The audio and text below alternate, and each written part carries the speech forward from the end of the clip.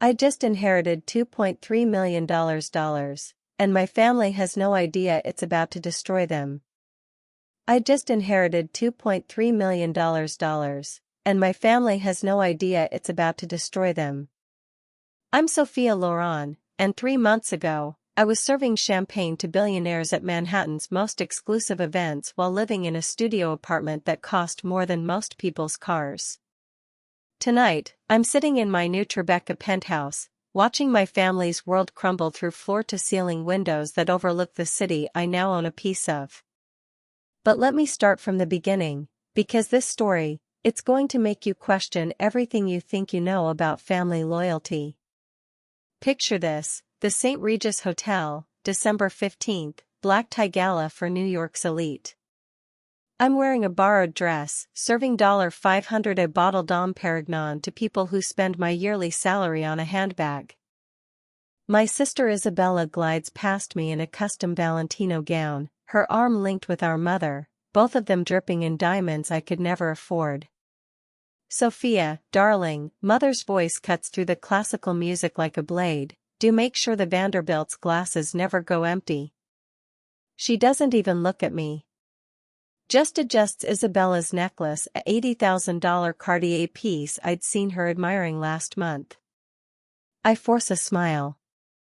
Of course, mother. Isabella smirks.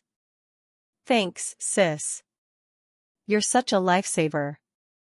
She takes a selfie, her engagement ring a 5-carat Harry Winston, catching the light. Her fiancé, Preston Whitmore III, old money, old arrogance, slides his hand around her waist possessively. What they don't know is that I've been planning this moment for weeks. You see, 3 days ago, I received a call that changed everything. Mini cliffhanger number 1. The call came while I was folding napkins at Lou Bernardine, my second job. Miss Loren? This is Harrison Blackwood from Blackwood and Associates.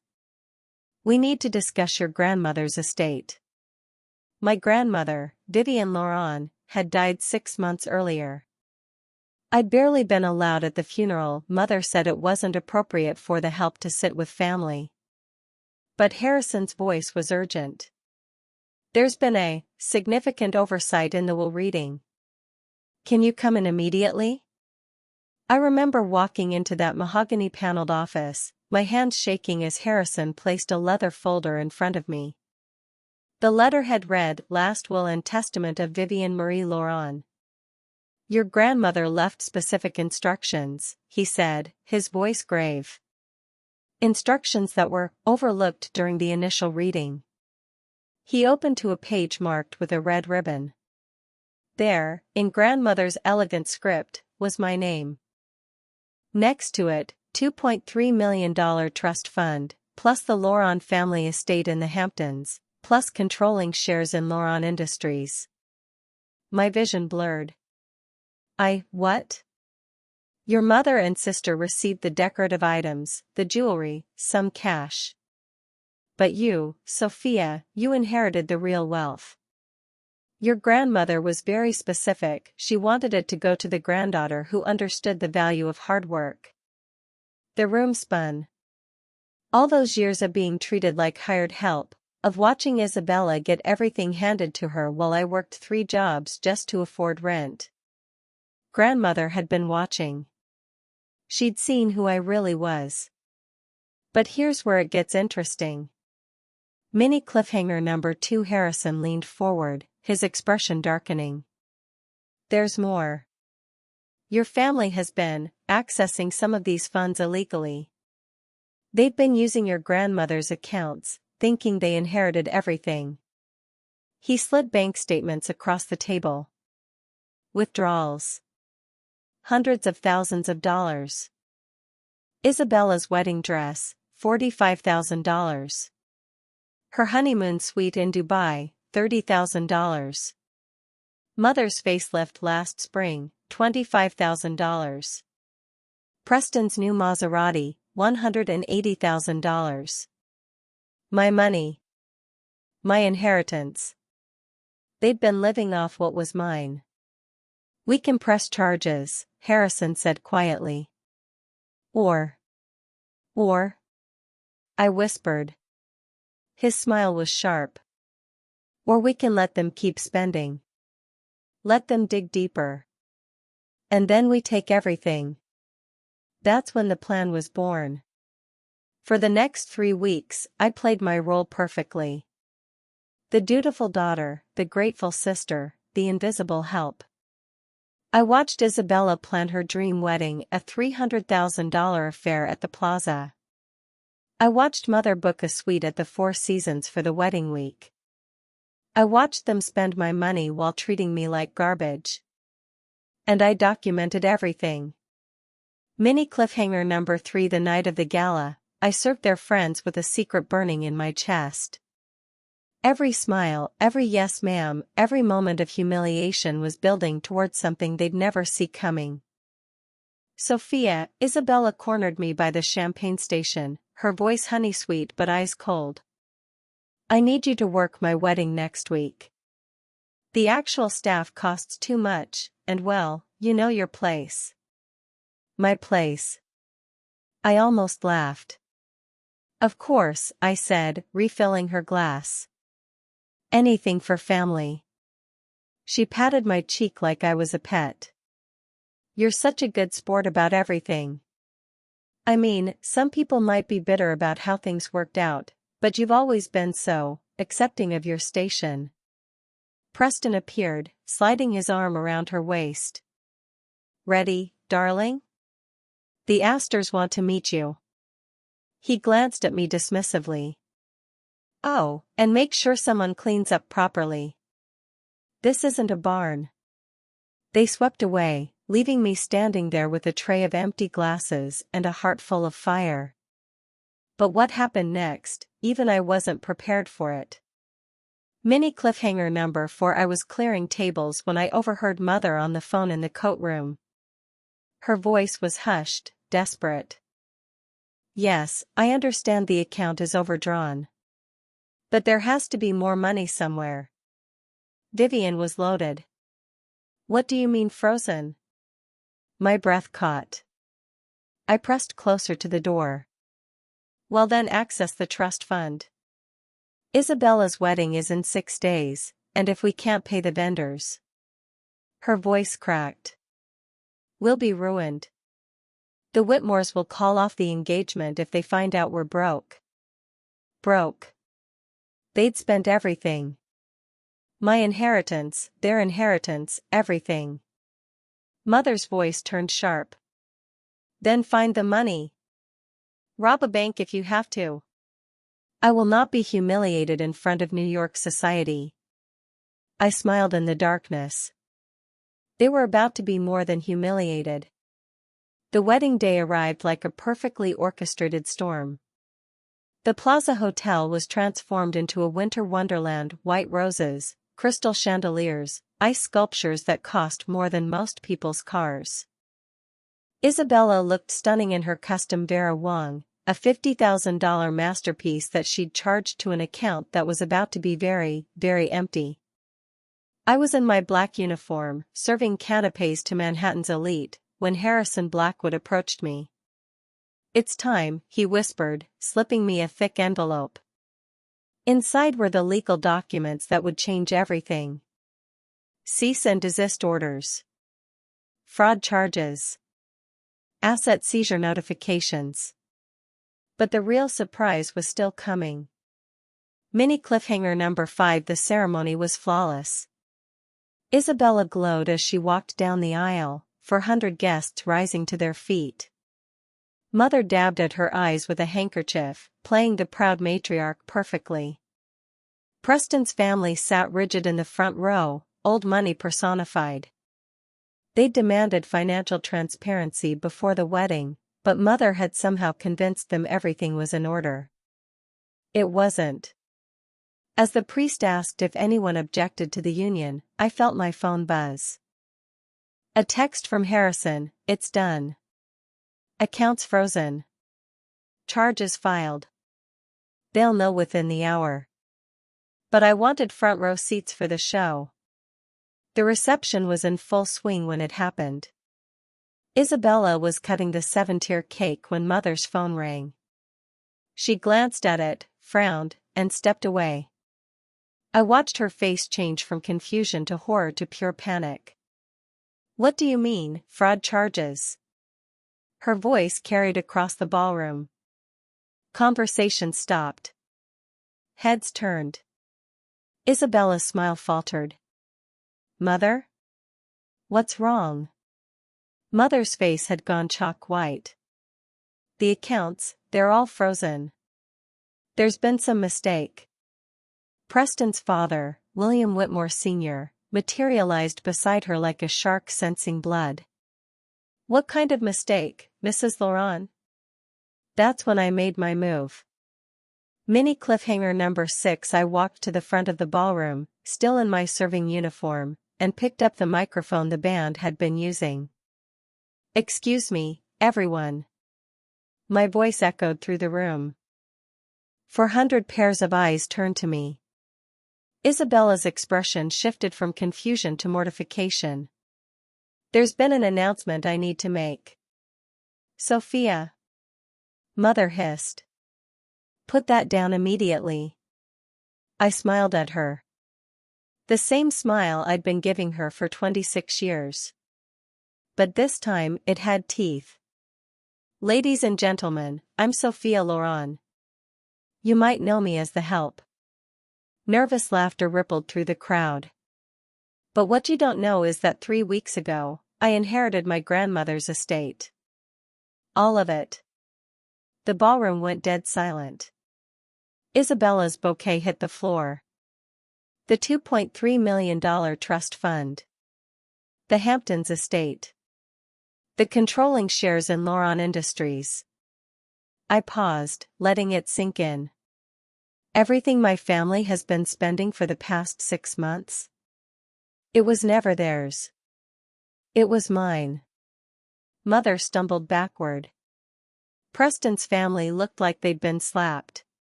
But I wasn't done. The fraud charges being filed today are for theft of over $400,000. The wedding you're at right now? The dress, the flowers, the venue? All paid for with stolen money. Isabella found her voice. "You're lying. You're just jealous." I pulled out the legal documents Harrison had given me. "The FBI will be here within the hour to seize assets and make arrests. I'd suggest anyone who doesn't want to be questioned leave now." The exodus was immediate. Chairs scraping, whispers exploding into chaos, designer gowns rushing toward the exits. Preston Sr. grabbed his son's arm. "We're leaving. Now." "But sir," Preston protested, "Isabella is my wife."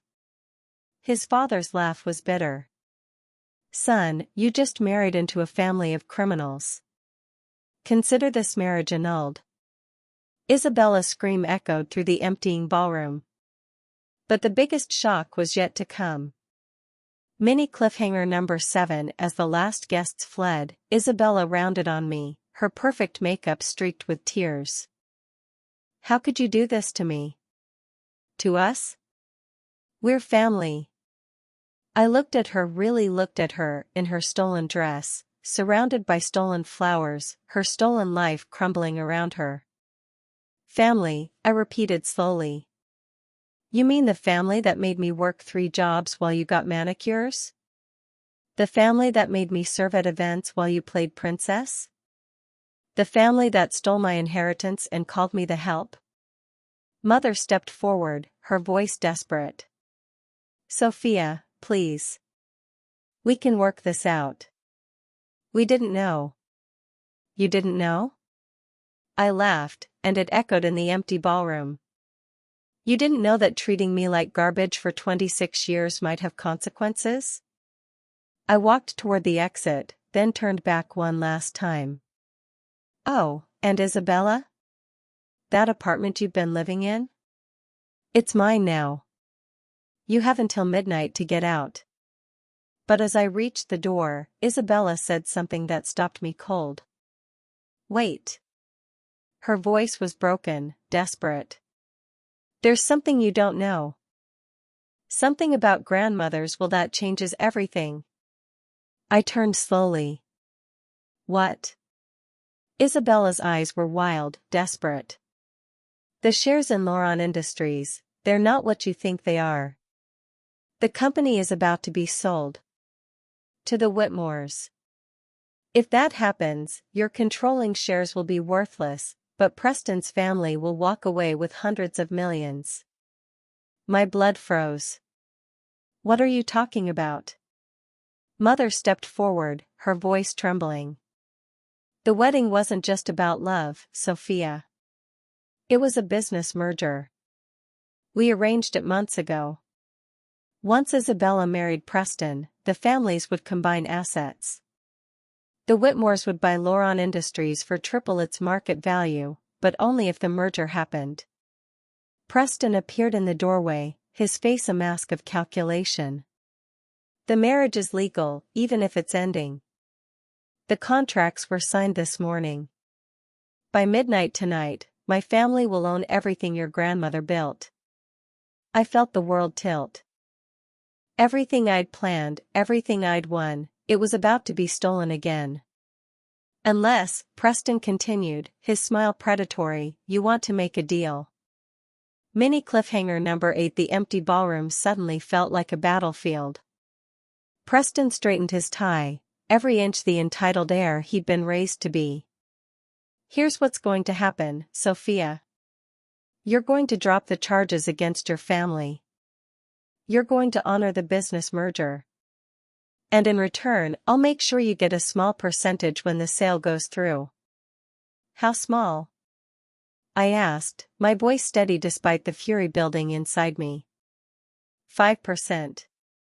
That's still over $10 million. More than you've ever dreamed of having. Isabella wiped her tears, hope flickering in her eyes. Sophia, please. Take the deal. We can all win. I looked at them, Preston with his smug certainty, Isabella with her desperate hope, Mother with her trembling hands. They still thought they could manipulate me. They still thought I was the same broken girl they'd been stepping on for decades. I smiled. You know what? You're right. I'll take the deal. The relief on their faces was beautiful. But first, I continued, I want to see the merger documents. All of them. I want to understand exactly what I'm agreeing to. Preston nodded eagerly. Of course. They're at my family's law office. We can go right now. As we walked out of the plaza, I caught my reflection in the mirror. Still in my serving uniform, but something had changed. My eyes held a fire that hadn't been there before. What they didn't know was that I'd already made a call. To someone who could help me turn their victory into their destruction. Mini cliffhanger number 9. An hour later, we sat in the Whitmore family law office, a temple of mahogany and inherited wealth. William Whitmore Sr. spread the documents across a conference table like he was dealing cards. As you can see, he said, his voice dripping with condescension, everything is quite straightforward. Loron Industries will be absorbed into Whitmore Holdings. Your family's debts will be cleared, and you'll receive your percentage after the sale closes. I read through the papers carefully, noting every clause, every detail. And there, buried in subsection 12C, I found exactly what I was looking for. This merger is contingent on the marriage being valid and unchallenged for 72 hours, I read aloud. That's correct, William Sr. confirmed. A standard clause to prevent fraud. I looked up at Preston, who was checking his Rolex impatiently. And what time was the marriage certificate signed? This morning at 11 a.m., Isabella said. Why does that matter? I smiled and pulled out my phone. The screen showed 9:47 p.m. Because in about an hour, your 72-hour window closes. And I have something that's going to invalidate this entire merger. The room went silent. I slid a folder across the table. These are the real documents Harrison Blackwood found in grandmother's safe. The ones that prove Loron Industries was never legally owned by my family. It belongs to a trust that grandmother established in 1987. William Sr.'s face went pale. That's impossible. We verified the ownership before proceeding. You verified forged documents. My mother has been committing fraud for over 20 years, using my grandmother's power of attorney to control assets that were never hers. I stood up, feeling power surge through me like electricity. The real owner of Loron Industries is the Vivian Loron Trust for Women's Education. A trust that my grandmother established to help women who've been overlooked and underestimated. Women like me. Preston's chair scraped against the floor. You're bluffing. Am I? I pulled out my phone and showed them a video call. On the screen was a federal judge, very much awake despite the late hour. Good evening, Your Honor, I said. Are you ready to hear my testimony about the fraud committed by the Whitmore and Loron families? Mini cliffhanger number 10. What followed was the fastest legal proceeding in Manhattan history. By 11:30 p.m., emergency injunctions had been filed. By midnight, FBI agents were seizing documents from 3 different offices. By 1 a.m., Isabella's marriage was annulled on grounds of fraud, Preston was facing federal charges for conspiracy, and Mother was in handcuffs. I stood in the courthouse lobby at 2 a.m., watching through glass doors as my family was led away. Isabella looked back at me once, her face a portrait of disbelief and betrayal. But the real twist was still coming. Harrison Blackwood appeared beside me, carrying a briefcase that looked like it had seen better days. There's one more thing your grandmother left you, he said quietly. He opened the briefcase. Inside were hundreds of letters, all addressed to me, all in grandmother's handwriting. The dates spanned 20 years. She wrote you 1 letter every month since you turned 6, Harrison explained. She documented everything. Every slight, every injustice, every moment they treated you as less than. She was building a case, Sophia. Not just for inheritance fraud, but for emotional and financial abuse spanning decades. I picked up the most recent letter, dated just a week before grandmother died. My dearest Sophia, it began. If you're reading this, then justice has finally come. But remember, this was never about the money. It was about proving that worth isn't inherited. It's earned. And you, my darling girl, have earned everything that's coming to you. Tears blurred my vision, but I kept reading. The trust fund will make you wealthy. But the real gift is knowing that you did this yourself. You were strong enough to stand up. Brave enough to fight back. Smart enough to win. I looked up at Harrison. How much is the trust actually worth? His smile was mysterious. Your grandmother was very good at hiding assets. The $2.3 million was just the beginning. Loron Industries, properly valued, is worth approximately $340 million. My legs nearly gave out. $340 million? Plus the real estate holdings she never declared. Plus the art collection. Plus the investments she made under assumed names. He paused. Sophia, you're not just rich.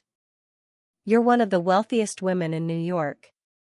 Final twist revelation. 6 months later, I stood in the penthouse office of Loron Tower, looking out at a city that now felt like it belonged to me.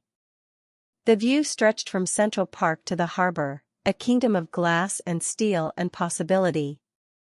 My assistant knocked and entered. Miss Loron? The lawyers are here for the final settlement. I turned to see Isabella, Preston, and Mother being escorted in by security. They looked diminished. Isabella's designer clothes had been replaced by a simple black dress. Preston's arrogance had been stripped away by federal charges. Mother looked older, broken. "Please, sit," I said, gesturing to chairs arranged in front of my desk. They sat like students called to the principal's office. "The federal charges have been resolved," I began. "Preston, you'll serve 18 months in minimum security. Mother, you'll serve 2 years. Isabella." I paused, studying my sister's face. The prosecutor was willing to make a deal. Hope flickered in her eyes. Community service. 1,000 hours. Working with women who've been financially abused by their families. Her face crumpled. "Sophia, I'm sorry. I never meant for things to." "To what?" I asked quietly. "To treat me like I was worthless? To steal from me? To try to destroy my life?" She had no answer. I opened a folder on my desk. "However, I'm not completely heartless. I'm offering each of you a settlement. Enough money to start over, but not enough to maintain the lifestyle you stole from me." Mother leaned forward desperately. "How much?" $50,000 each. Take it or leave it." It was a fraction of what they'd stolen, but it was more than they deserved. Preston stood abruptly. "This is ridiculous. My family will appeal, we'll fight this until—" "Your family," I interrupted, "lost everything when the FBI seized their assets. Your father is facing tax evasion charges, your mother's in Switzerland avoiding extradition, and your trust fund was frozen when investigators discovered it was funded by money laundering." He sat back down, deflated. "The offer stands for 60 seconds, I continued. "After that, you get nothing." They took the money. As they were escorted out, Isabella turned back one last time. "I really am sorry, Sophia. For everything." I looked at her, this woman who'd been given everything, who'd wasted every opportunity, who'd never understood that love can't be bought and loyalty can't be faked. "I know you are," I said. "But sorry doesn't give me back 26 years. The door closed behind them with a soft click. I was alone in my office, surrounded by the silence of victory. But it didn't feel empty. It felt like freedom. My phone buzzed with a text from my new assistant at the Women's Foundation I'd established with grandmother's trust money. "The first scholarship recipients have been chosen. 12 young women who will never have to serve at parties thrown with their own stolen money." I smiled, thinking of grandmother's letters, of her faith in me, of the long game she'd been playing all along. She'd been right about everything. Worth isn't inherited. It's earned. And I'd earned every single dollar. But the most beautiful part? I'd learned that the best revenge isn't destroying your enemies. It's building something so magnificent that their destruction becomes irrelevant. I was Sophia Loren, and I'd turned my family's cruelty into an empire of justice. And that empire was just getting started.